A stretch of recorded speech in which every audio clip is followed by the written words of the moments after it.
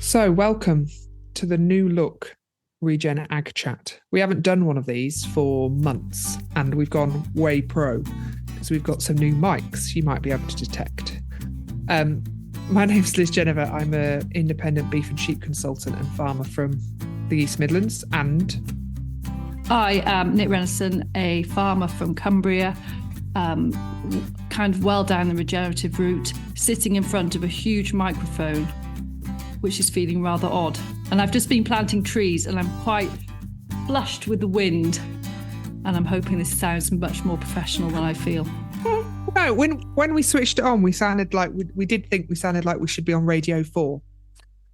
Yes. Anyway, so what have we been up to? I suppose we're thinking of the conference, aren't we? So Carbon Calling Conference is happening in August this year. So the main conference being Saturday the 3rd. So who have we got booked in so far? Well, we're still working on it, but our main keynote speaker is Alan Williams, who we had a chat with a couple of months ago. And he is from Understanding Ag in the States. He's over in Ireland doing a conference over there, and he's going to come over here for Carbon Calling. I think he'll be absolutely excellent. Great communicator, great messages, and I think we're just really lucky to have him. Yeah, and thanks for Regenerate Outcomes for sorting that out, really, particularly with Matt. Yeah, the rest of the plans are fluid, aren't they? I've booked the toilets and I've booked the audio-visual. So other than that, everything else is fluid.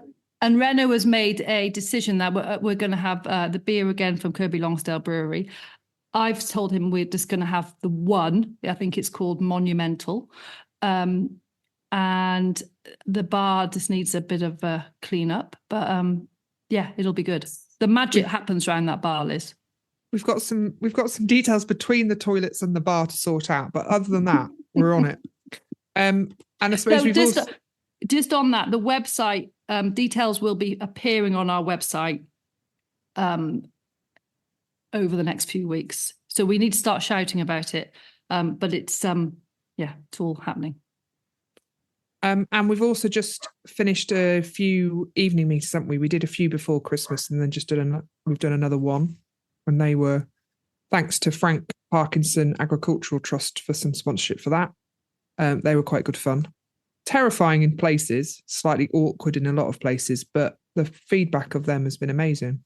No, I think they were really good fun. And it's thanks to Michael Blanche for kind of getting us to realise that Frank Parkinson Trust was available for the cash, because it does, those meetings do cost, don't they, in terms of food and booking the venue and the speakers. But I think it was pretty much everyone. We had a room full.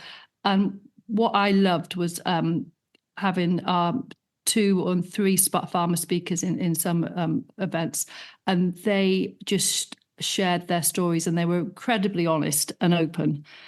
And I think the audience really appreciated that. I also enjoyed your wolf. Yeah. Which will appear at Carbon Calling. To clarify, this was a 20 pounds wolf from TK Maxx that was used to support a Native American proverb. So yes, I have become that person. So Liz has been on a course, on quite a long course, a Nicole Masters Create course, which she has, it's changed her. But now she comes out with all this stuff, which is good stuff. But Liz, just tell us a bit about the Create course. So it started in September, beautifully coinciding with the last conference. So it was a slightly stressful week. But I suppose and anybody familiar with Nicole and the book For the Love of Soil. So it goes into quite a lot of sort of how do we get soil biology functioning more? How can we use it to sort of replace a lot of inputs? But the course is also designed for consultants and to develop coaching skills. So there's quite a lot of deep and meaningful self-reflection type moments. So it's just quite nice to listen about that and then put it into practice in the next meeting. So for people who've been to any meetings I've run in the last few months, I apologize for some of the crazy stuff I'm doing, but it's part of the trying out some different ways of thinking about stuff and working. So we asked people what kept them awake at night. And that was a really interesting, it starts off by people say, answer all the kind of standard stuff, which, like money and subsidies going and all that kind of thing. And then as people get a bit more confident and start to loosen up, then you get all these other things that keep them awake at night. And it's kind of softening the room, I think, and allowing everyone to be a bit vulnerable, which it makes me cringe sometimes the way we do that. But actually I think it's really powerful. And the feedback from those meetings was good, I think. And I think although this sounds like an ego trip from us, but I think it's also, we have to realise that we're one of the few lot of people that do meetings like that at the moment. So to ask quite brutally honest questions of farmers is very rare. So I think that we're getting better at doing that without making everybody wince. But for me, it's a massive part of what I want to keep doing.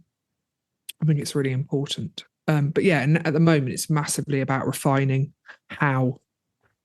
And I think that the vulnerability piece is challenging, and in itself, we create a safe space, for want of a better phrase, by being vulnerable ourselves. So we want to go into those spaces and be honest as well. So it encourages others to do it. So when we went down to Northampton, Hamptonshire, yes. Hamptonshire, 2 weeks ago, I was absolutely bamboozled by how wet it was down there. So wet. We've just had 3 days of the Helm wind, so we've had a hairdryer on us for 3 days, and we're pretty dry now, which probably makes some people very annoyed. But we did have 3 days of hell to get that. But how's your weather situation, Liz? So most places now are at least 50% up from where they were. During last year, we know we're about 50% up on rainfall, and then we've had a really wet February as well. So generally, most plans have been changed a few times just to deal with in certain places, lying water on fields. And anywhere lie-lowing or by rivers, particularly near me, have been flooded. We graze some riverbanks by the side of the River Welland, and we normally, maybe once a winter, we'd have a flood come through. And this time we're on about third or fourth. So, yeah, and I think it's just soul sapping, isn't it? Just trudging through mud and also looking at animals that aren't how you'd want them to be kept. That's part of it as well. At that meeting in Northamptonshire, we spoke to, it was Anglia Water gave us some sponsorship, didn't they, for that meeting? And the lady from the water company, speaking to her, it was really interesting to hear the other side of the kind of water story. And she was talking about how it's so full of silt at the minute, and how they have to remove the chemicals. I'm hoping that we'll dig a bit deeper there, I think, in another podcast. Yeah. My fascinating fact I'll share with you, which is to lose a ton of soil per hectare is basically you just need to lose the thickness of a piece of paper. So an A4 piece of paper. So the thickness of that over a hectare equates to a ton of soil. And so the point of that is that actually most of that you wouldn't really notice it, and you've lost a ton. And it's incredible. Absolutely incredible. And so, yeah, we've got a lot of brown rivers. And that's partly the time of year, but also there's some of it that we have to take responsibility for functional soils. And that's really difficult to say because we've also had to deal with a huge amount of rainfall. But are our soils ready for it? Because they'll have to be, because all of the things you read it's going to be more rainfall events, heavier rainfall events. But we can be the answer, Liz. I think we can be part of the answer, but I think the default setting in everybody at the moment is that what we need to do is more drainage work, and we need to sort ditches out. At no point do we have to say, actually, how do we get our soils structured better so they are able to deal with this, and actually the water stay in the soil rather than exit as quickly as we can get it. So all this chat about soil, Liz, this is like we planned this, but we actually didn't. This leads me on to Gabe. Indeed. So yeah, Gabe was a revelation because I, for some reason, didn't really want to like him. That sounds awful, but I really liked not him. Surprise me. But yeah, I really liked him, and I think what was intriguing, it will come out in some of the chat, is that when you mention the word Gabe to a lot of people, they'll go, "Oh, he just sloshes about the glyphosate. That's how he deals with it." And actually, that there was more nuances to that came out in the conversation. And I think, like anybody, whether it's integrity soils or understanding ag, it's the context, isn't it? It's understanding which tool is most appropriate for your set of circumstances, and glyphosate in certain situations might be it, but a lot of people are trying to reduce it. Yeah, I think the glyphosate bit in the conversation, people will be, I've not heard that before from him. So it'll be interesting for people in this country to hear that. He also talked about nutrient density, health. I think we were slightly in awe of him. So please don't judge us on our interview skills, because I was thinking, Gabe Brown's in the room. Well, and then he said our questions were easy. And then I tried to think of some difficult questions, one involving God. So we'll see how that goes. And he did clarify that he is currently in a film, the kind of pin-up of a film called, I can't remember the name. Common Ground. And they superimposed the red cape on him. So I think he's had a bit of stick about that, but he did say it was superimposed without his permission. But yeah, I think it's a really enjoyable chat, and I hope you enjoy it.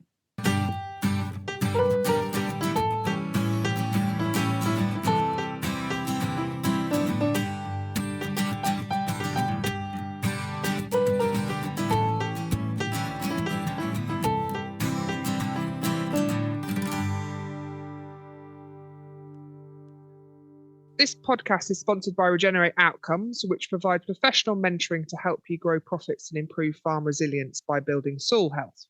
Mentoring is provided by experienced regenerative farmers at Understanding Ag, which is led by today's guest, Gabe Brown, and is provided at no upfront cost to farmers. So welcome, Gabe. Thank you. It's a pleasure for me to be with you today. And how is North Dakota at the moment? North Dakota is beautiful. It's been a very mild start to our winter season. Getting a little bit of snow today, but it's good. Most of the livestock are still out grazing, and life is good here in North Dakota. So for those people sort of not familiar with your wintering system, how would you be wintering your stock, or what's your hopes for how you winter your stock? Sure. So on our ranch, which today now is managed by my son and daughter-in-law. I'm retired from active ranching, but they run about 800 head total of beef cattle. Those include cow-calf pairs and grass finishers. They also have a flock of sheep and raise grass-finished lambs. They farrow and finish several hundred hogs each year. All out on pasture. They have approximately 1,600 laying hens, and those laying hens are the only species that ever goes indoors. And during the coldest winter months, so from about late November until through March, they're in a hoop house, but the hoop house is not heated at all. That's the only thing indoors. All the other stock, the cattle and the sheep and the hogs, are all outdoors 100% of the time. And the cattle graze for the vast majority of the year until the snow physically gets too deep for them to graze through. Then we will do what's called bale grazing, where the bales are out pretty much placed to wherever they come out of the baler, and the cattle consume them there. So all the nutrients go right back onto the same land where it's produced. And there's a couple of things that have come up. So we've asked people for questions, so via Instagram and all sorts of WhatsApp groups. And one of the questions that came up that made me laugh, which is, now your son is running the ranch, what's one thing that he's changed that irks you the most? Nice positive start. Or is there nothing in terms of the changes that are being made on farm? I suppose, is he continuing what you did? That's a very good question. And realize our son, he did not want to go off to the university 15 plus years ago, but I forced him to, because I thought he needed to learn a bit of what life is like off the ranch. He was very frustrated. University was easy for him, but he realized he had to write answers that weren't what he believed. But he graduated with a couple degrees and moved immediately back to the ranch. So he's been ranching with my wife and I all his life, except for the 2 years he was away at the university. And it's our son, Paul, who started the direct marketing program. So when he moved back to the ranch, he expressed an interest in direct marketing, and we didn't hold him back. So that whole business has been his. As far as changes on the ranch, the only major change has really been he is grain farming less, so less arable land. He seeded most of our arable land back to perennials and is using those for forage production, grazing crops, expanded the livestock numbers a bit, but he's really been running the ranch for the last 5+ years. So there hasn't been too many changes. And in terms of we had a meeting with a guy called Mike Pally a couple of weeks ago. He came to an event. He's visited you probably 8 years or so ago. And so obviously you welcome loads of people to come and visit, don't you? To come to the ranch, understand what's going on. Our ranch, we've always had an open door policy in our ranch. Anyone can come at any time and look at anything. Now, I'll be honest, it was a lot easier when my wife and I were living on the ranch also.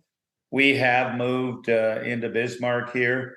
And so I'm not going to say that if people show up on the ranch, they're going to be given a full tour. Paul and his wife, Jasmine, are very, very busy. So for them to shut down and give people tours, realize we'll get 2,000 to 2,500 people coming through the ranch every summer. There's no way you can take time to show them all around. That would take several full-time people to be able to do that. So you can come and look. We don't mind, but we might not get the gold star version. But I suppose my question was about, for the farmers that come, do you have a feeling for how many of them? So when Mike was doing his presentation to the group, it was really clear that was like a tipping point in how he chose to farm. During once you'd seen your soils and what you were talking about, he could not go back. And so do you have a feel for what proportion of those farmers that come and visited or did visit that have that sort of epiphany moment? Well, I guarantee it'll make an impression. And the reason I say that is, to look at our ranch, it doesn't look much different from the neighboring farms, ranches around us. With the exception, if you come late in the season, once harvest is about over, we're going to still have green growing crops when none of the neighbors do, because we plant seed cover crops following the cash crops. Our animals will be out on the landscape. They're going to be out grazing. Often during the winter, our animals will be out grazing. The neighbors are all in confinement, so that's the difference. But then when you stick a spade and the shovel in the soil and look at the difference in the soil, that's when they usually have their aha moment, because it's much more well aggregated, more earthworms. Much darker in color, much higher in carbon.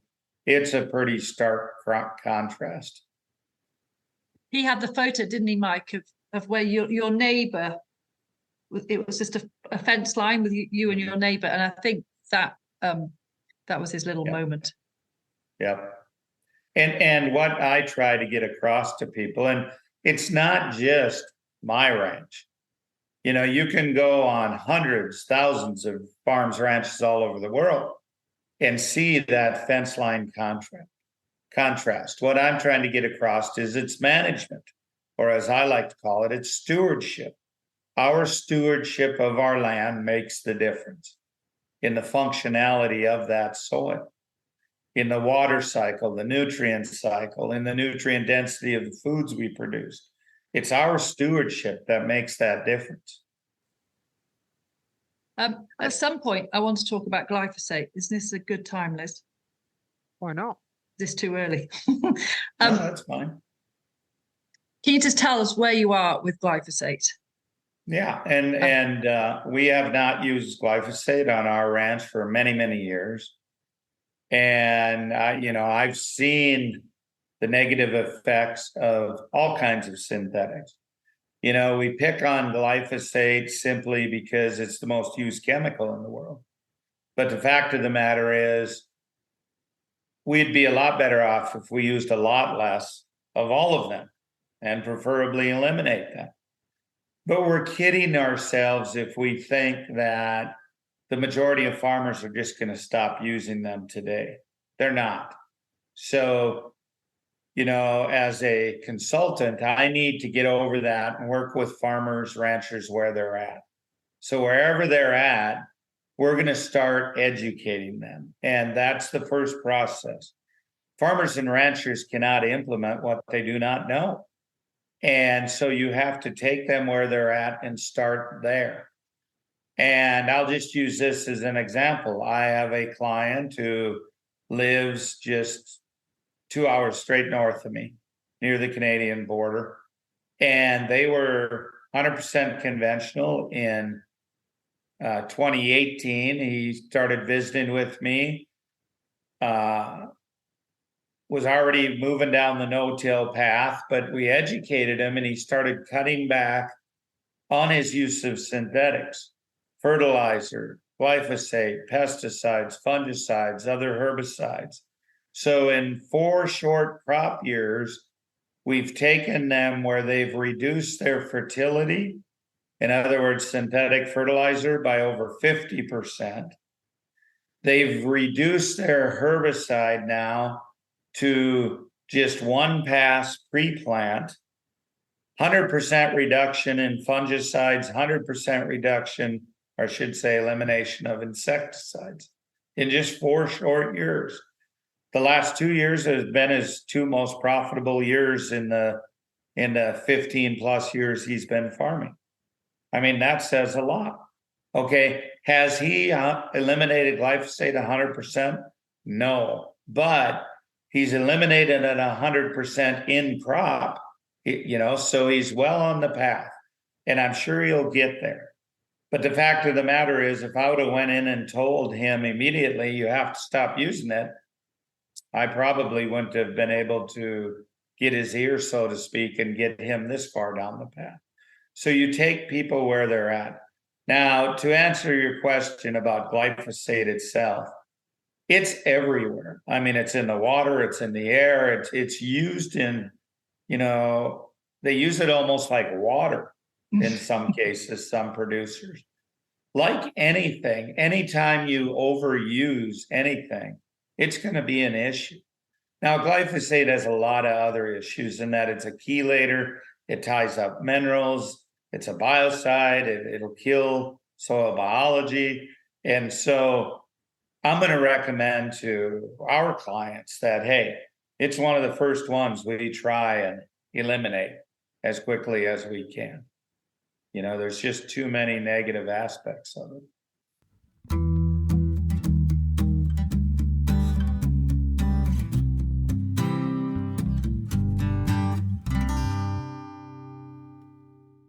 When I've asked a few people what questions do you want to ask Gabe, they go, it's all the main one that comes back is about his glyphosate use or your glyphosate use. They see it that you use it. No, not ourselves. We don't use it ourselves on our ranch. We eliminated that. We don't use glyphosate ourselves. I'm talking about my clients. No. And that is It's just I find it interesting. It's like a misunderstanding. No, From but our- you, from our again, you have to take people where they're at. So Understanding Ag right now is consulting on over 34 million acres. Okay, that's a lot of acres. You know, that would be as large, I'm sure, as all of the arable acres in the UK, I would think. Okay. If I go to farmers in the UK and tell them no more glyphosate as of today, how many clients would I have? You know, Many. we got to be honest, very few. So I would rather have them as clients, educate them, like the example I just gave you about Brandon and his family, and move them down the path, right? Isn't that better than just having the door slammed in our face? For reference, I'm like the Stato. So England, the area of England is 37 million acres. So just about, yeah. Oh. Yep. It's incredible. That's the team at Understanding Ag is consulting on that many acres. Yeah. It's massive. How do you, so if I was a bit of a glyphosate slosher, how do you farm without it?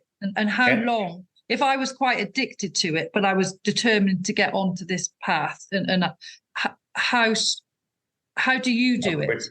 How quickly? And yeah. And what I tell people, I get asked that question all the time. How quickly can I get off? I said, you have to answer that. Because are you going to be intentional? Are you going to go out there? So after you harvest a cash crop, are you going to immediately the next day seed a cover crop into there and get it growing? And because the best inhibitor of weeds is a healthy growing crop, right? So are you going to establish that cover crop immediately? Are you going to bring animals on to graze on there if appropriate? And, you know, and you can, okay? You have to do these things. Are you going to diversify your crop rotation? One of the things we've done on our ranch, we diversified our crop rotation tremendously to allow us the windows of time where we can grow more cover crop and then graze those covers and thus cut down on weeds, so to speak. You know, you have to be willing to do these things. Otherwise, you're not going to be successful. Plain and simple. So how we do it on our ranch is we have a very diverse crop rotation. It's not set in stone. It's more based on conditions. You know, the years 2020, 2021, 2022 were the 3 driest years ever recorded here in Bismarck. Well, did I grow high water use crops like corn during those years? No. I grew low water use crops and I harvested a crop where none of my neighbors did. You know, you have to be willing to adapt. So Nick and I are starting to talk about various things, but including this sort of mindset shift. What have you found effective sort of to help farmers sort of realize that actually some of the issue is with them? Yeah. Yeah. Most effective thing, money, profitability. We're very, very good at helping our farmers and rancher clients increase their profit. So what we do on arable land, for instance, the glyphosate, is we do split trials where they'll farm half of a particular field the way they always have. They will farm half of it according to what we recommend. In other words, maybe planting a cover crop following a cash crop harvest, using less synthetic inputs, if appropriate, according to proper soil testing. And then we have them keep track of income and expenses and where does the money lead you, you know? And like I tell our clients, I will take profit any day. Yield does not necessarily keep me in business. Profitability has the chance to keep me in business. So if we're able to show our clients an increased profit, then you've got their attention. Then they're going to keep listening to you. You're building their trust and you go from there. Well, Nick mentioned right at the beginning in terms of her shift was very much to do with financials, and you're doing. When I listened to your book again recently, and the priority at the beginning was debt, wasn't it? In terms of, your back was against the wall in the nicest possible way. But is there ways of doing it without having to be that, like, people on that much of a knife edge? Do you think? Oh, absolutely. And that's our goal, is to show people before they have financial difficulty, hey, there's a way to increase your profits even further while doing what's right for the environment and for the next generation. Dr. Jonathan Lundgren has research out there that shows farms and ranches who follow these regenerative principles and rules, 78% more profitable. That's huge. 78% more profitable.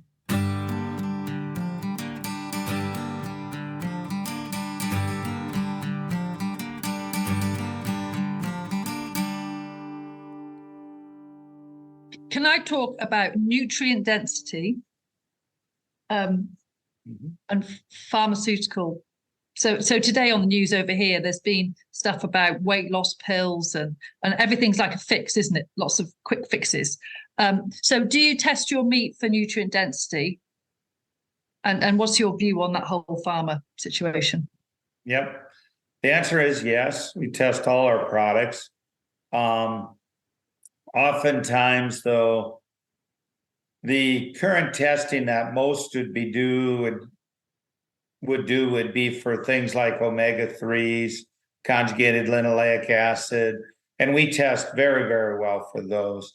Our beef, for instance, consistently comes back at about 1.3 omega-6s to every 1 omega-3.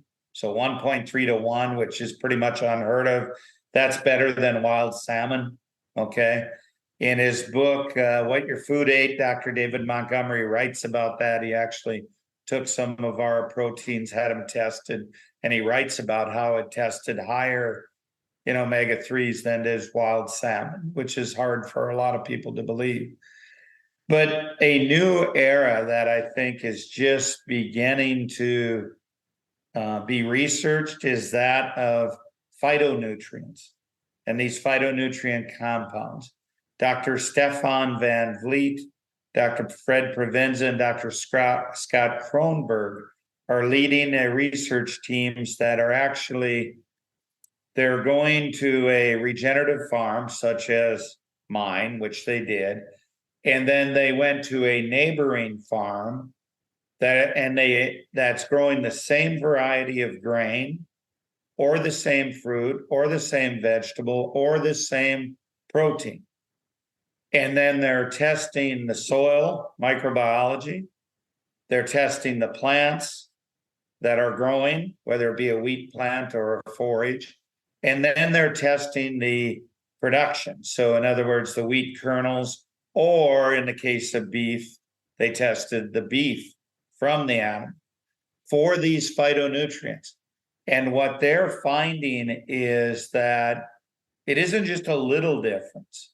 It's amazing, the increase in the array of these phytonutrient compounds and then the quantity of them.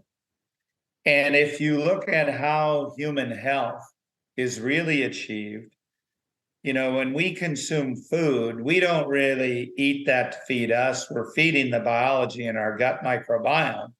And it's the biology in our gut microbiome that extracts the nutrients. So that biology in the gut is really feeding off of these phytonutrient compounds. So what I think is really going to happen in the future is we're going to see a new level. When you pick up a product in the grocery store, what does it have? It has calories, it has fat, protein, very little, pretty meaningless, okay? But I think in the future, we'll be able, as a consumer, will be able to scan a product and get a reading of where did that product come from? How was it grown or raised? What are the chemicals in it, whether it be fertilizers, pesticides, herbicides, fungicides, etc. And then what are the phytonutrients in it? Actually in it. Then we can start really selling our products as farmers and ranchers as health. We need to get back to the place where food is consumed as preventative medicine. That's what it needs to be. You know, I contend that we really don't have a health care system as far as prevention. It's a treatment system. You know, I just had my hip replaced 2 weeks ago, and the meal they served me afterwards, it was a cup of diced pears from South Africa. And I'm thinking, how can that be nutrient dense at all to take pears from South Africa, process them, and ship them to Bismarck, North Dakota? You know, that's not, in my mind, that's not a health care system. Not at all. It's a treatment system, you know? But is there in America, is there because the ReGen movement over here is kind of growing at pace, and there's quite a lot of greenwashing. There's quite a lot of big companies kind of saying we're regenerative. Is the same happening over with you? Absolutely.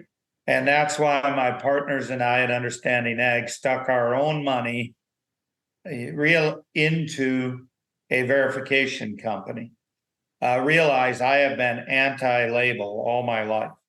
I think it should be between the consumer and the farmer. That needs to be the relationship. We have to get back to knowing our farmer, so to speak. And I think that's how food should really be grown, raised, purchased. We saw the greenwashing going on, and we said, this can't happen. We know that it's about the 4 ecosystem processes, okay? And those 4 ecosystem processes are driven by the 6 principles of soil health, the 3 rules of adaptive stewardship. The 6-3-4, we call it. So seeing all this greenwashing going on, we're like, no, that's not regenerative. So we funded the startup of a verification company called Regenified. And yes, that is a made-up word, because in order to get the trademarks and that, it was much easier. And we hired the best of the best, Doug Peterson, to help develop the protocol. So the protocol is they go out, the verifiers go out to a farm or ranch. They look at your context, look at the practices you're doing. Are you implementing the 6 principles, the 3 rules? What effect does that have on the 4 ecosystem processes? And there's about 65 different data points they collect, okay, on your farm or ranch. Then they may say, okay, there's 5 tiers to Regenified, and I don't want to get confusing here, so I'm not going to elaborate much on it, but you need to be in tier 2 to receive that Regenified seal. And that means that 20% of your farm has adopted these practices, these rules, is driving the ecosystem processes. The difference about Regenified is you have 3 years to advance to the next tier, is all. Okay, now there's contingencies in there for hail, drought, you know, things, fire, things beyond your control. But you have to keep moving forward. One of the issues we had with organic, for instance, is you can be organic by default.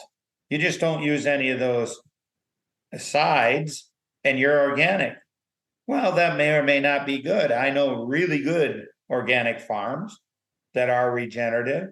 And then I know some really poor ones that are actually degrading their system. See, there's no greenwashing here. You're either moving forward or you're not. And the response has been overwhelming. Whole Foods, which is, you know, one of the larger retail chains in the US that's promoting this, adopted these protocols without any revisions. And they're now insisting that their suppliers move down these paths, these regenerative paths. And so adoption is accelerating. In turn, what's most important to my partners and I, we're seeing greater profits return to the farmers and ranchers. And we're truly making meaningful change on the land. The land's not being degraded. These regenerative practices are being implemented. Farmers and ranchers are being rewarded for it. And that's the driving factor for my partners and I. Yeah. And that's the basis of regenerative outcomes. That's the foundation, I should say, of regenerative outcomes in the UK. They want to move these regenerative practices forward across the UK. It's a good thing. And you've been here a couple of times, haven't you now? So what's your general thoughts on UK farming systems? I have to admit, I'm a bit jealous of the growing season, of the moisture. You don't have moment, it's a winter bit like wet. we have winter with 120 inches of snow, and that. Same challenges we see over here. The one thing that my partners and I, when we were over there a year ago, we all agreed 95+% of the pastures are overgrazed, they're overstocked. We see that over and over. We see it over here also. It's no different. We see heavy use of synthetics, fertilizers. To be honest with you, it's no different than in the States. Climate's a little different compared to where I'm at, but there's places in the United States that are very similar. So not much difference. People are wonderful. The food by and large is terrible, just like here. Not everywhere. We did have some really great home cooked meals over there, which we appreciated. I'm talking about when we got in the cities to leave, Oh, well, if you call it a service station, a fuel station, that is terrible. No, With the exception of Westmoreland, who have sponsored Carbon Calling in the past. Well, as Nick sort of alluded to, there's been a massive upsurge here in the last few years of people about food quality. That all of a sudden is this shifting to the sort of how it's fundamental to health, and how not focus on it has led to probably Alzheimer's, dementia, can't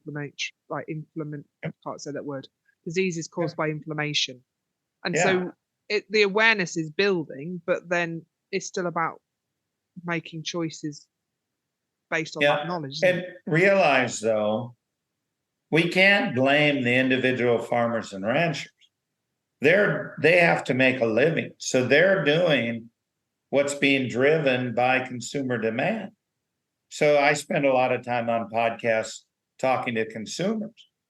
And I say, you're driving that choice. They're telling me, well, farmers and ranchers need to change. I said, well, have you changed how you purchase food then? Because it's your buying dollar that's creating this current production model, right? They wanted cheap food. They got cheap food or food-like substances, right? There's one question on your hoop houses. Do they then grow veg in the summer?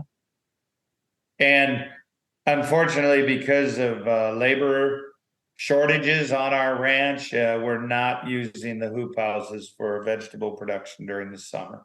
We would like to. It's just one hoop house. We have 1,600 hens in one hoop house, and we're not doing that. But labor shortage here where I'm at in North Dakota, if you're unemployed, you just don't want to work. And $100,000 US is average wage for most people if they have any desire to work. So for us to hire people, it's very difficult to do. And the agricultural education system, are they teaching this stuff? No. And that was brought out. You may be familiar with the movie Kiss the Ground, which came out 4 years ago. So a somewhat of a sequel, Common Ground, is just being released. It's in theaters now here in the US. And Common Ground is much more in your face, pointed, calling out the fallacies of the current production model, of chemical usage, And it really calls out, over here we call them land grant universities, the secondary university system. It calls them out because the majority of the work they're doing is funded by these large businesses, agrochemical companies, agro retailers, etc. And so it calls them out. And we are seeing some headway in these smaller secondary institutions, privately owned colleges. We're seeing a good response from them. And my partners and I put together some online courses, educational courses, and we're seeing those being picked up by some of these smaller institutions, which is good. I think it's the same here. It's exactly the same, I'd say. Wouldn't you, Liz? Yeah, it's your example of when you had some lecturers coming out to see your farm. Well, yeah, so we had these students come, and they're all kind of like young lads, and they're all quite tough, and they all had these big jackets on, and they were sponsored by Monsanto. Yeah. So it was a really well-known agricultural university, and sponsored by Monsanto. And you think, what can you do? Brainwashing, That's what they do. And we've got AHTB, who again is one of our sponsors every now and again, but they're bringing Jason Roundtree out in January. Just talked to Jason on Saturday, yeah. Him and I are good friends. The idea of actually that the changes from within, isn't it? Within with that example. Yeah. But I think there is some nice examples of where certain pockets are changing, but mass communication to the masses. I think one of the questions someone put across was they think that 3% of UK production is regenerative or self-proclaimed regenerative. I mean, we don't have a way of verifying it, but it's small fry really from where it could be. We are filing the trademark for Regenified in the UK, and hope to get it there shortly. And the other thing that came up from the conversation we had with Stuart was about thoughts in terms of, we're now badging them transition tools, which are things like compost teas, extracts, biostimulants. So the sort of idea is that the eventual plan is not to need them, but do you do work with people on sort of using them to begin with on when they're starting to sort of get land working, or are you is it just the power of animals? Yeah, and realize that with our clients, we discuss with them and talk with them about if they want to use any of those biological amendments or that to help jumpstart the system, that's fine. But we're going to insist they do split trials with and without, so they know if it's wise use of their dollars or not. But also realize that none of those are really going to matter if they don't implement the principles. Because what good does it do to add biology if you don't have the home for that biology?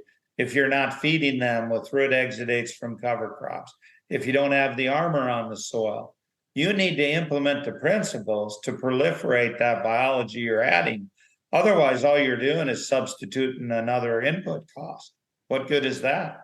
So it's complete education that we want to see. And I suppose it's back to this idea of a silver bullet, isn't it? That it's a lot easier to buy some magic in a can.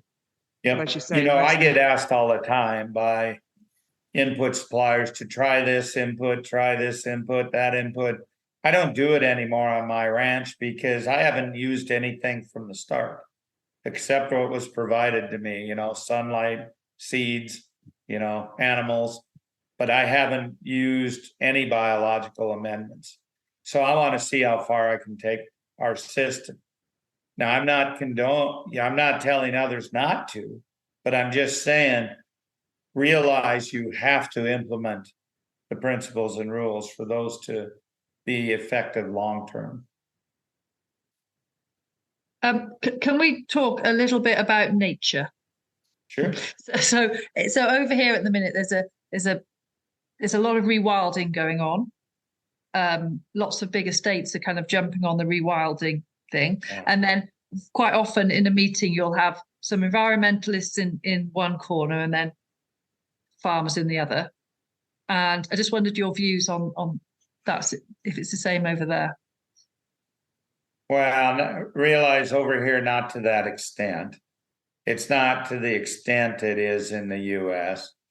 There are environmental groups that want to set aside larger tracts of land, but it doesn't take most of them very long to realize they need animals integrated on there, because the wildlife will gravitate to where there's good grazing management, etc. And many of those agencies that are setting aside these large tracts of land, they're actually coming to us, hey, can you help us determine a grazing program? That you need the animal input. So when I hear the words rewilding, the first thing that comes to my mind is, okay, how are you going to do that? You have a set parcel of land. Okay. Over here in the States, the bison elk migrated.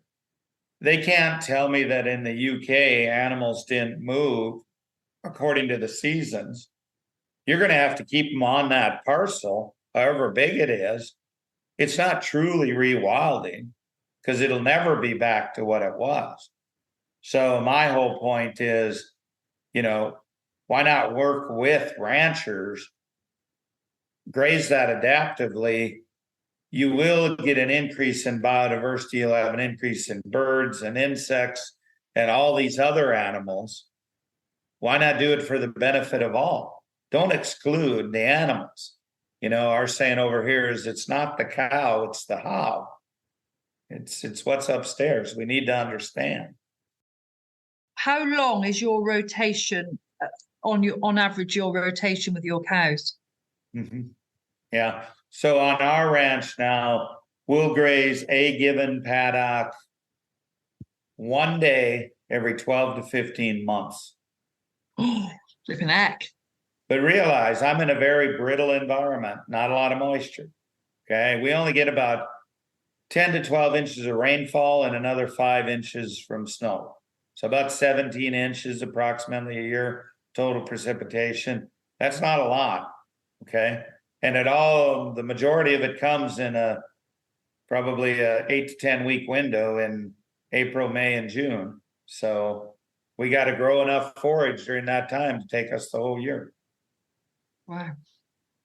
If I may say just briefly, so you mentioned Stu there. We've had a number of our regenerative outcomes clients try to go longer rest periods, and I understand over there, many are only leaving 30 days, 40 days. We're talking about 100, 120, and we've had several now leave it a full 12 months. I'm not saying do that all the time over there, but what they're seeing is pretty astounding. They're seeing an increase in diversity, and they're seeing, a much greater overall forage production because of it. With the amount of moisture you get over there, I'm not saying leave it 12 months, but you certainly need to leave it a lot longer than 30 or 40 days.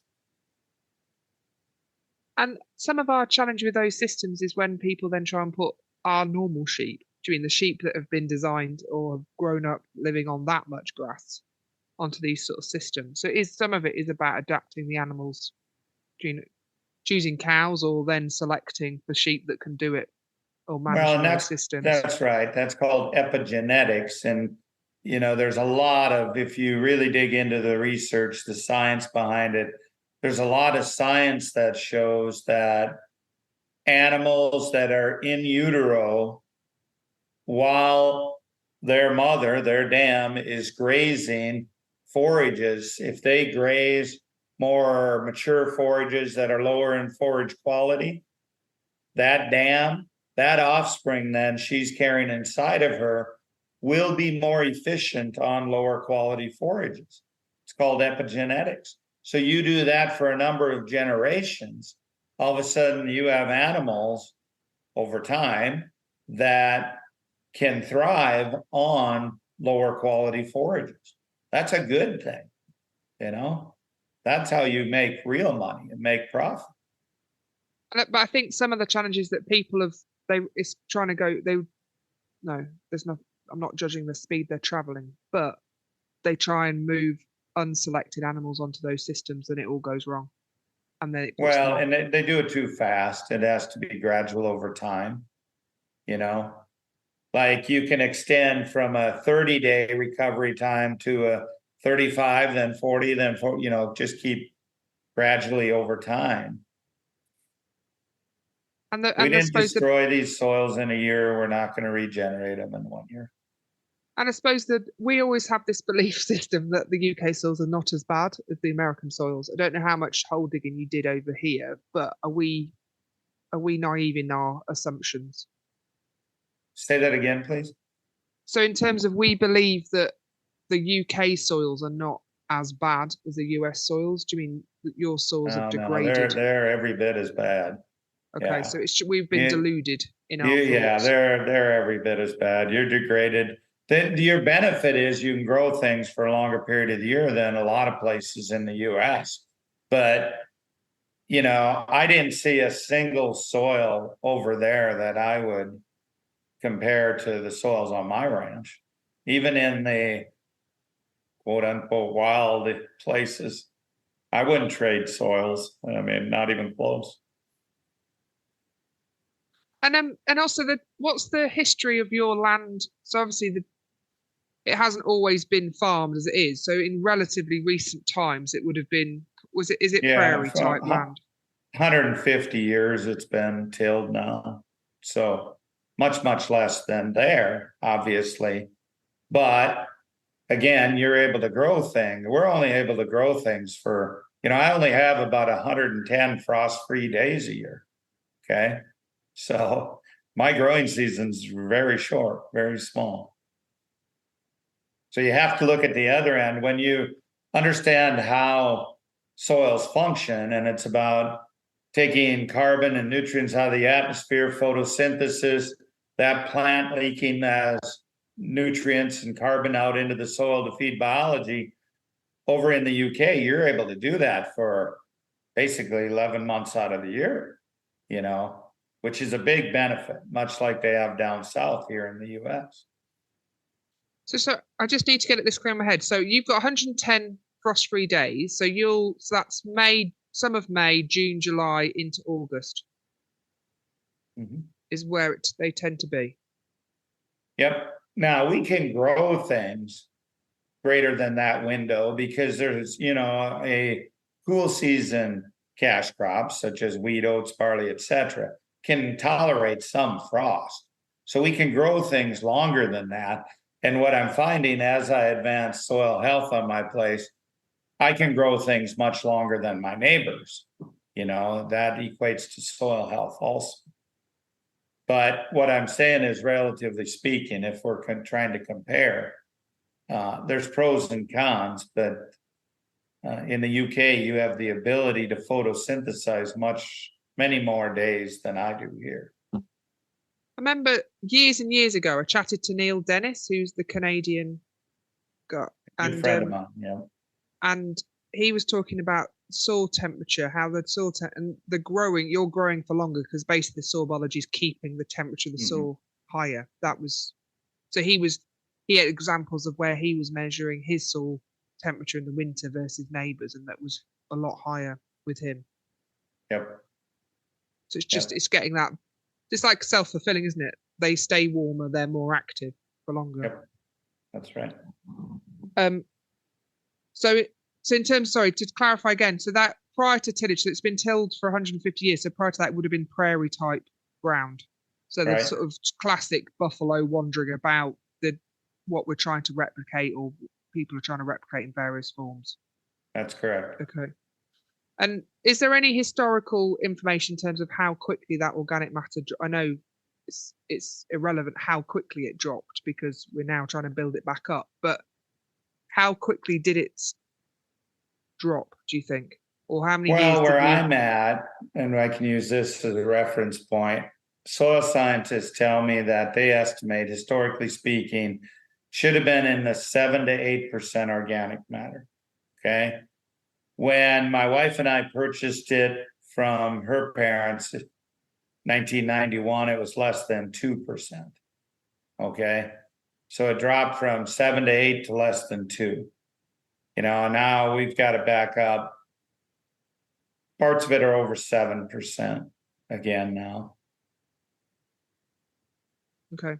So it's within that, what's that, 30 years, basically. Yeah, but realize, I didn't know all these practices that I know now back when I started. So it was slower. And now, to be quite honest, it's not our goal to increase it the maximum amount. We're using some of that because we haven't added any synthetics since 07. So whatever can naturally be produced and cycled, that's what we're doing. So I like to call it, we're taking our rewards, our hard work we put into cycling all that, we're turning that into cash now. We're not going backwards, but we're not gaining probably as fast as we could, which is fine. But it's this trade-off, isn't it, between cost of what your cost of doing versus your outputs, basically. We make our living farming and ranching. I want to take some of those rewards. I want to be rewarded for the work we are doing. Is the way I look at it. And I suppose on the techie debate, which I spend my life in techie debates rather than necessarily doing stuff, but is generally about phosphates. There's a lot of chat about, do we still need to be putting phosphates on and forms and all of that stuff. So it's back to that point of, since 07, you've applied no synthetic fertilizer. 0. And you're still producing yield. We're still growing profitable cash crops. The total nutrient digestion tests we're taking show we're not less nutrients than we were in 07. So why? People always think, and I heard them say that many times, Gabe, you're going to run out of nutrients. Really? When the roots can't reach to China? When am I going to run out of nutrients? There's plenty of nutrients in the soil. 34 million acres. We've never tested a single acre that's so deficient in nutrients we can't have profitable crop production. Not a single acre. So just on that, do you think we make things much more complicated than they need to be? Absolutely. Well, I think maybe a different way of phrasing that. First of all, I'll say yes. We like to try and micromanage. That's not how nature works. We want to know which exact cover crop will cycle which nutrient. No. Plants have the ability to send out signals to track biology to bring it whichever nutrient it needs. Now, you need enough biology in your soil to be able to cycle those nutrients. That's a whole nother question. But so we tend to overthink things. But I also firmly believe almost all of us are trying to outproduce our environment. We're trying to get more out of it than it can naturally cycle in a year. And we do that under the guise of, we have to feed the world, which is such a joke because we're already producing way, way more food than the world needs. Now there's problems with transportation, logistics, government corruption, etc. But we don't need to feed the world. The world needs to feed itself. And we're producing, you look at here in the States, corn is the number one produced commodity. 43% of that goes to produce ethanol, biofuels. Okay. Another 30+% goes to feed ruminant animals, which shouldn't be fed grain in the first place. Okay. So right there you have approximately 5% of the corn acres in the US shouldn't go for what they're going for. It just makes no sense. So we're taxing this land at the expense of future generations. There was a hint of anger in that. Does it really just piss you off after a while? It does. I get very frustrated, about everyone, not everyone, but saying, oh, we got to feed the world. Farmers are feeding the world. We need to subsidize the farmers. They're feeding the world. They're not feeding the world. They're feeding ethanol plants. They're feeding beef cattle and dairy cattle, which shouldn't be fed grain. It's just ridiculous. Yeah, I tend to get upset over it. Well, I'm having this discussion with my father quite a lot at the moment. So he is a very much of the we need inputs. We can't possibly survive without fertilizer, and we need to produce as much as we can. And it's quite an interesting, because he's of a generation where there was horses on the farm when he started farming. So do you mean he's seen a massive amount of change, but that level of, it's not brainwashing, it's just that's But realize back then they were producing with horses. Now look at the horsepower of today's tractors. Look at the no-till equipment, what it can do. I mean, my neighbors, their farm is 40,000 cropland acres. That's a lot of acres. That's a big operation. They can move in with massive equipment in a matter of hours. They'll have 160 acres seeded and be gone. Then they'll come in with one sprayer, a matter of a couple hours, it's sprayed. Then they'll come in and harvest it. They're done. It's so different. We can't compare what happened 40, 50 years ago with what we're able to do today. It's just totally different. And this comes on, I'm slightly obsessed at the moment with land connection. And I think part of how we've got ourselves into the situation we've got is that we've lost that connection. So as farmers, or doesn't matter, but let's use the example of farmers. So that idea that the only time you see that land is when you pass over it in a tractor. You have no interest in it really, in terms of the biodiversity. You might see something out your tractor window. There's this idea of actually how do you build back that connection, or wanting to connect back to the land? Mm-hmm. That's a great question. I wish I had the answer. I talked about my neighbors there. So they started farming there about when I did, 1983, when I moved on to that place. I have never, ever, not once seen them stick a shovel in the soil. How can they be connected to that? I've never seen them pick up the soil and smell it. If they did, they'd probably throw up. It smells like chemical. There's no connection. But they rent all their land. They own very little land. It's all rented, and they just have no connection to it, don't care, whatever. I'm not saying they do a terrible job. They do a terrible job from a regenerative standpoint, but they are no-till. They haven't tilled in 30 years, So they're at least that far along. But so I guess massive amounts of chemicals they put on make the soil like a brick. There's no life to it anymore. So, Gabe, what you've just said there, that's over here, people who do no-till, although they still use quite a lot of glyphosate and other chemicals, they will then say they're regenerative because that happens a lot over here, wouldn't you say, Liz? And what we find, and back in about 2017, 16, I had a team of scientists come, and they wanted to see the difference that stewardship makes. And so they went to my place, 3 of my neighbors, all the same soil type. Okay, it's all the same soil type. And for them to physically see the difference, measure it, water infiltration, water holding capacity, carbon, biology. I mean, it was my 3 neighbors. One was organic, so still tilled a lot, diverse crop rotation. Another one was no-till, but very little crop rotation. And the third was those neighbors who no-till, but some crop rotation, but high use of synthetics. All 3 of those other soils were almost the same for organic matter, water infiltration, water holding capacity. The worst biology was the organic till because of the tillage, but none of the three of them, mine was literally 4 times higher in all those categories, you know?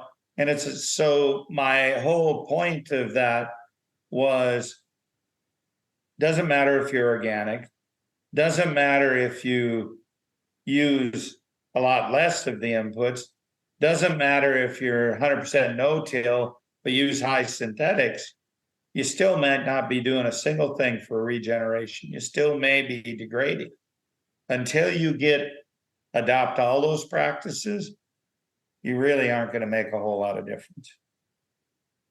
And we're definitely in that place of people believing it to be so, rather than measuring or digging or understanding. Yeah, definitely. And it's starting. I mean, there's obviously through 3LM and Regenerate Outcomes, all that is, and soil men. I mean, there's loads of tools and techniques now out there to do some assessment. But I suppose it's then the framework to put it on, or the interest, or it's easy just to say you are, isn't it, rather than actually proving it. Yeah.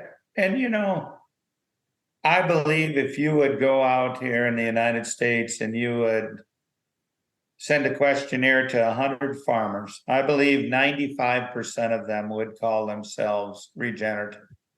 They would think they're doing the right thing. But again, farmers and ranchers cannot implement what they do not know.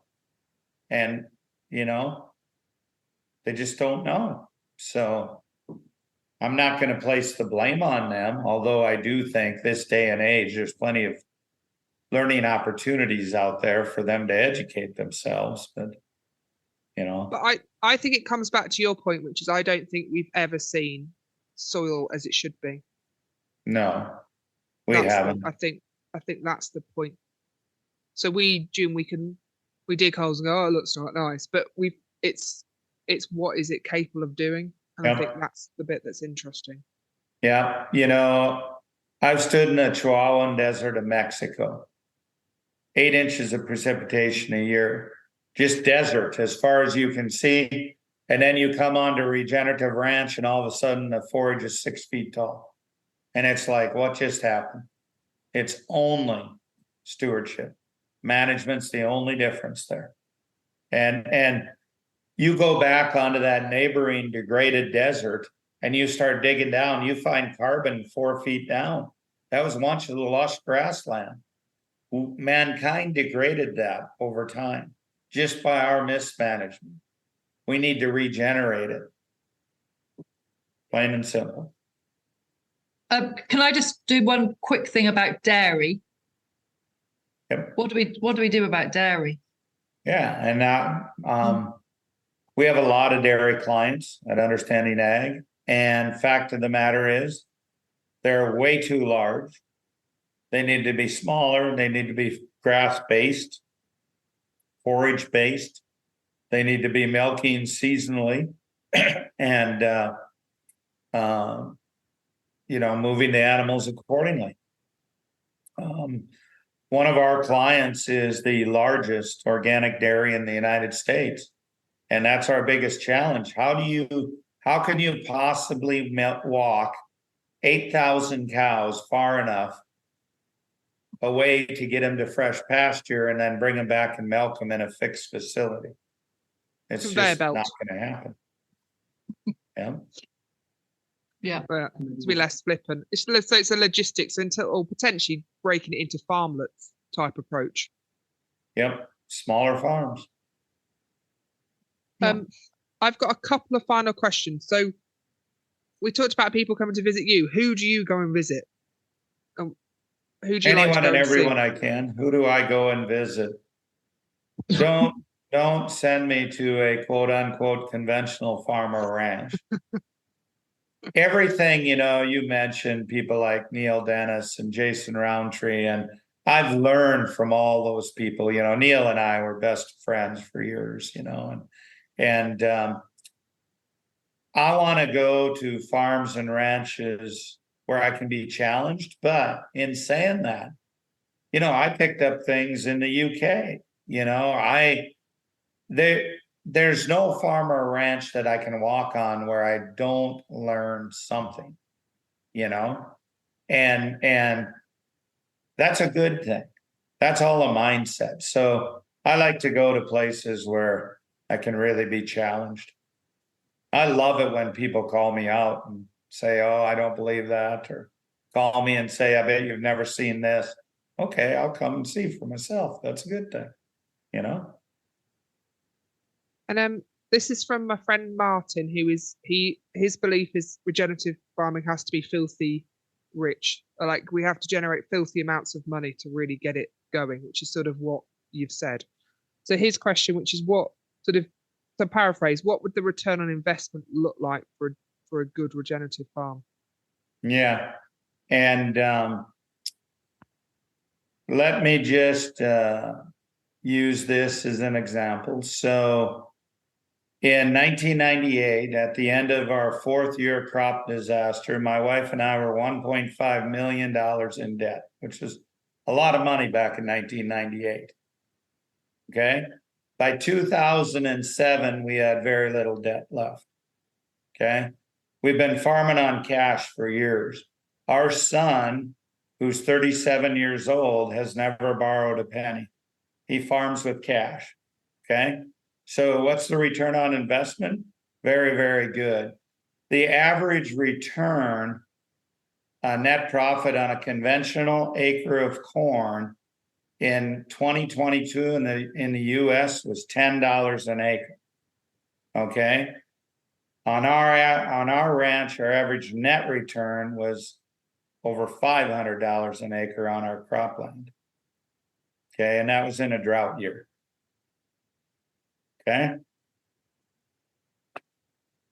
$10 or $500. I You think know, people Martin, drive by my farm. Conventional farmers may laugh because they see some weeds and different things. I'll laugh my way to the bank. That's what I say. We should not be giving awards for yield contest winners. Let's give them for a bank account, and a bank account on a farm that does not accept any government subsidies of any kind. We haven't for years. I mentioned my son Paul is 37. He's never accepted a government subsidy in his life. He refuses to take all cost share. Now, I'm not opposed to the government helping farmers move down the path, but you shouldn't be my age, 62 years old, still taking government subsidies. That's a flawed system.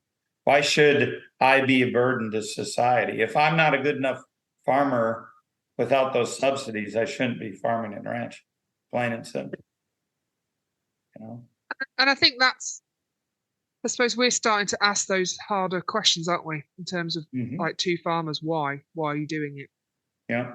That's one of the things I'm really proud of with my partners at Understanding Ag, our consultants. Us partners do not accept any government subsidies, and we haven't for years.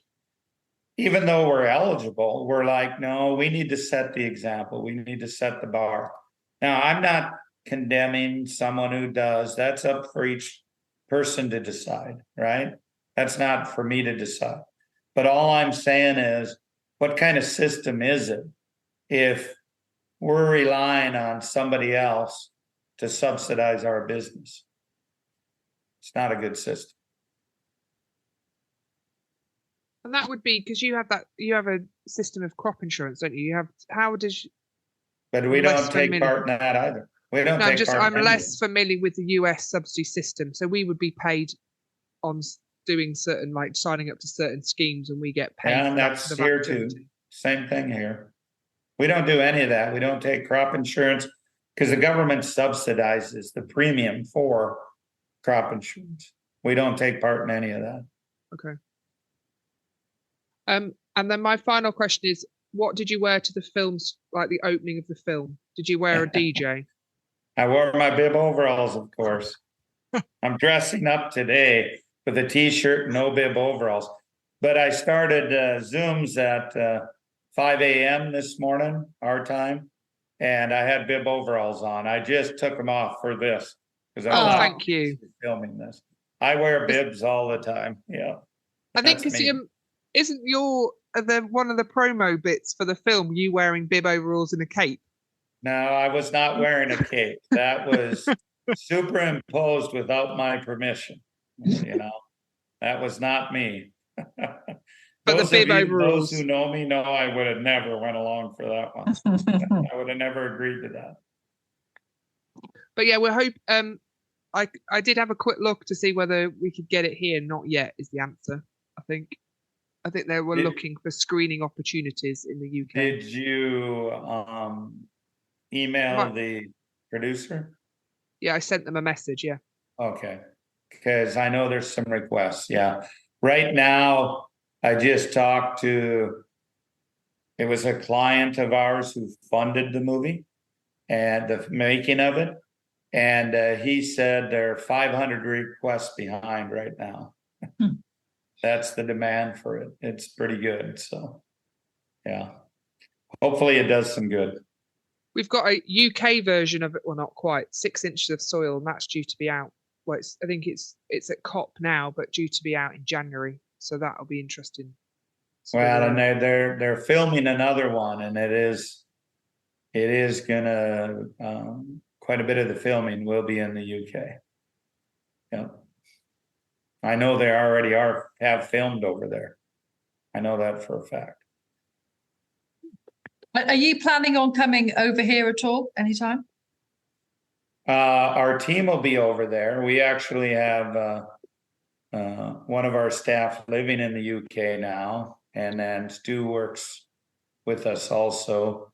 And we will be going over, understanding ag. Whether I will be or not, that remains to be seen for this coming summer. I got to see how things progress. So my last question is, I was just going to ask you, Gabe, how much do you love what you're doing? Yeah, it's my passion. I mean, think of it this way. Okay, and those who know me know I'm a man of faith. And so when we went through those 4 years, 3 a hail, 1 a drought, I had one neighbor that suffered 3 out of the 4. I had several others that suffered 2 years, but I was the only one, my wife and I, all 4 years. If that's not divine intervention, I don't know what is, and there's zero doubt in my mind, God called me to do this, and I love what I'm doing. I just want to share with others the joy. I mean, I want everyone, my wife and I just built a brand new house here and paid cash for it. I want others to enjoy that. Farming can be very, very profitable if done right. And it can not only be profitable, it can leave the land better for the next generation. And that's what it should be. Yeah, well, thank you very much. It's been great. It's my pleasure. It was very nice. Those are easy questions. You didn't ask me the touchy ones, evidently. So. Liz, you need to ask him a difficult one. Come on, find it somewhere in your head. Well, I did. I was sort of veering towards it and then chickened out, which is there's a bit of a chat about the sort of cultural appropriation of some of the techniques. So the idea that actually ReGen is just we're revisiting what Indigenous people, how they farmed, how they looked after the land. And so the idea of white people taking over again. Okay, sure. I'll answer that question. So were we not all Indigenous somewhere? Okay, right? Okay. Ish. Let's take Sweden and Norway, for example. Okay. Who are the Indigenous peoples there? Right? We were all Indigenous somewhere. And my whole point to this is every local Indigenous people had the knowledge necessary to thrive in that environment. Whether we're talking the Inuits in Alaska, or the Arikara Indians, it doesn't matter. The Norsemen in Norway, Sweden, whatever. All of them had the knowledge for their particular environment, correct? So why wouldn't we rely on some of that knowledge? Okay. So like I mentioned, I went and read Thomas Jefferson's old journals. Obviously, Thomas Jefferson was not Indigenous to the US, but I read Indian Birdwoman's Garden, who is about a Native American who grew up along the Missouri River, the Missouri River is only 2 miles from where I'm sitting right now. Okay. That's indigenous knowledge. And I learned something from that. That's what we should be learning and relying on. In saying that, though, I'm not going to say that we're going to go back to only using those type of practices. Because, for instance, indigenous peoples often use fire.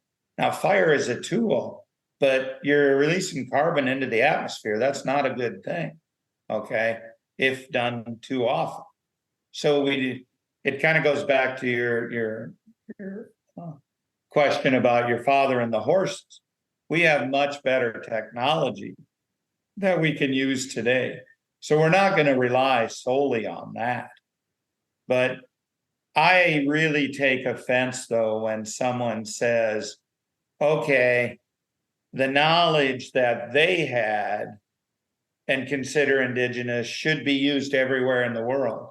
No, we can't take knowledge from indigenous people in Africa and use it for the Inuits up in the Arctic Circle. That makes no sense, right? We have to put it in context. And that's probably more than you bargained for by asking me that question. It's interesting because it's I suppose it links into the land connection piece, and I'm on a course, you can tell. And but part of this is that I am completely aware in the UK we have lost any knowledge of how that land previously was, because generally we are millennium away from wherever it was. It could have been wood pasture, but it's been tilled, cropped for thousands of years. So I suppose I'm harking back to some sort of point in aspect where I don't think we have any memories. There isn't a diary that I can look at to say what did they farm like next to the River Welland in this country. So I think I think I'm searching for something that doesn't exist in the UK, or maybe it does. And I think you're a more obvious target, because within 150 years ago, your land wasn't being farmed as it is. The same can't be said for the land we're on. But we can go into the Middle East, where records go back much, much further than even in the UK, right? And now it's a desert, and it never used to be a desert. It used to be lush. So this gets back to the fact that none of us really know just how good it can be, but we know it certainly can be much, much better than it is, you know? Yeah, and it becomes normal, doesn't it? It's normal for us to look at soils and go, that's as good as it can be. Yeah. Yeah. Yep. Yeah, and I think, and there was also a question regarding faith, but I think that was also answered, which is that, and for me, it's the connection spirituality piece, isn't it? In terms of that is important for how you. Yeah.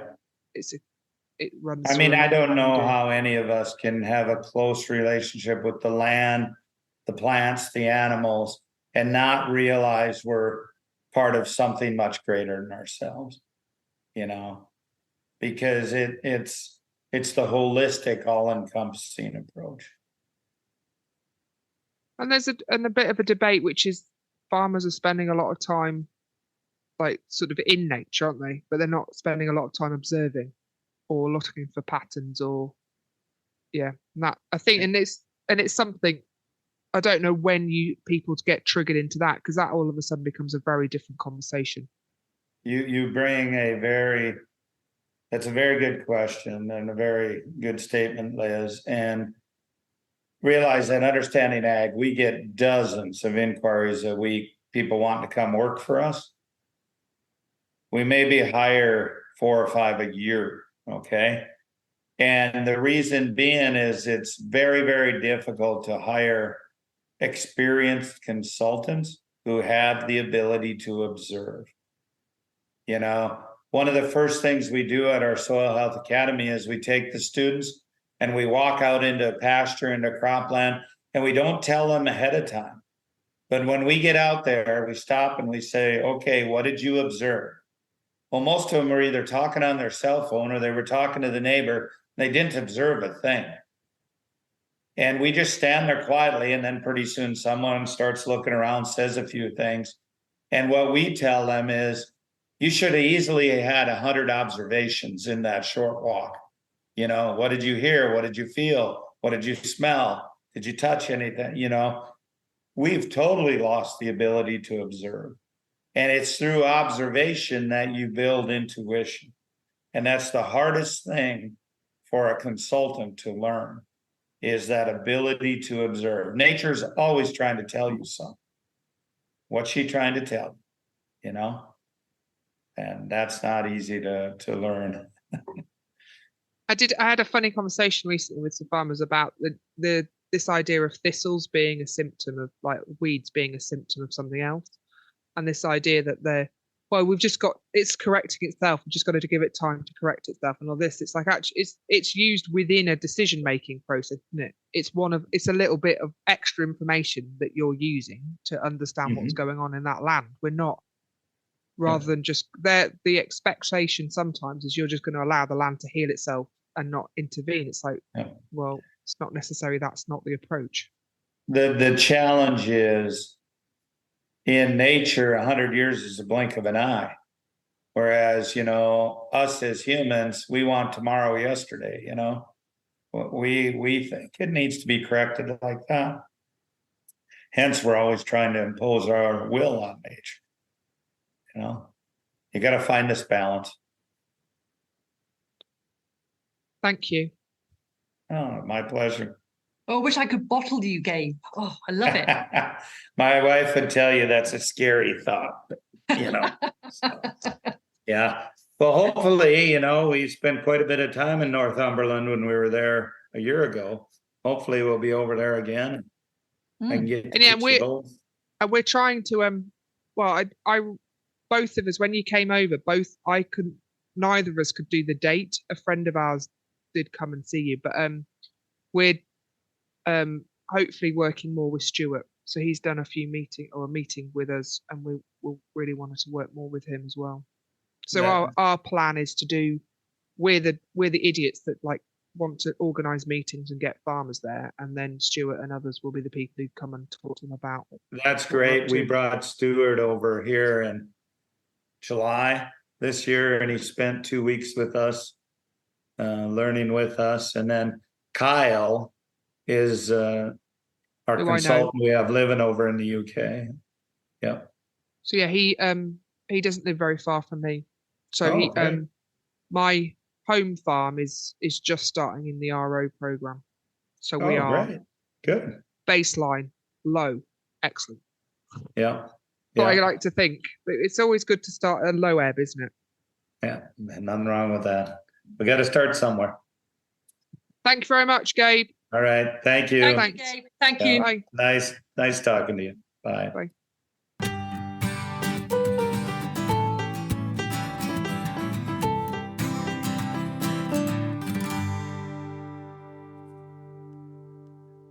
So I hope you've enjoyed the chat we had with Gabe. Again, don't judge us for being slightly odd and slightly starstruck, but we did enjoy it. But massive thanks to Regenerate Outcomes for organising and coordinating the chat with Gabe. So thank you very much for that. Also, as the Cactus Tree Guards, and thanks again to Tim and Emma, who are our delightful hosts as well for the conference, for the general sponsorship of the New Form podcast. So again, thank you to Cactus Tree Guards. You've had a lot of experience with Cactus Tree Guards recently, Nic. I have. I annoyingly think they're amazing. Because Tim's one of my big mates, and he's very knowledgeable and quite clever. But annoyingly, he's generally right. And he started importing these Cactus Tree Guards, and we've used a lot, and they work really well. Really simple design, and I can't really recommend them highly enough. So thanks, Tim. The trouble is with Tim, if you have a phone call with him, it always lasts for about 58 minutes. So just be aware if you're going to order any. I've only hit myself in the face with one once, so that was good. And Reno has quite badly injured a dog once, but that was our own fault. So just if you're going to use them, just listen PPE. to A lot of PPE. Listen to the safety advice. We're really selling them, aren't we? Thank you for listening to the ReGen Ag podcast. Huge thanks to our sponsor, Tim Nicholson from Cactus Tree Guards, Reno for the music, and Pete Ord, the podcast wizard from the studio at Sunbeams, part of the Annie Mawson Sunbeams Music Trust. See you next time.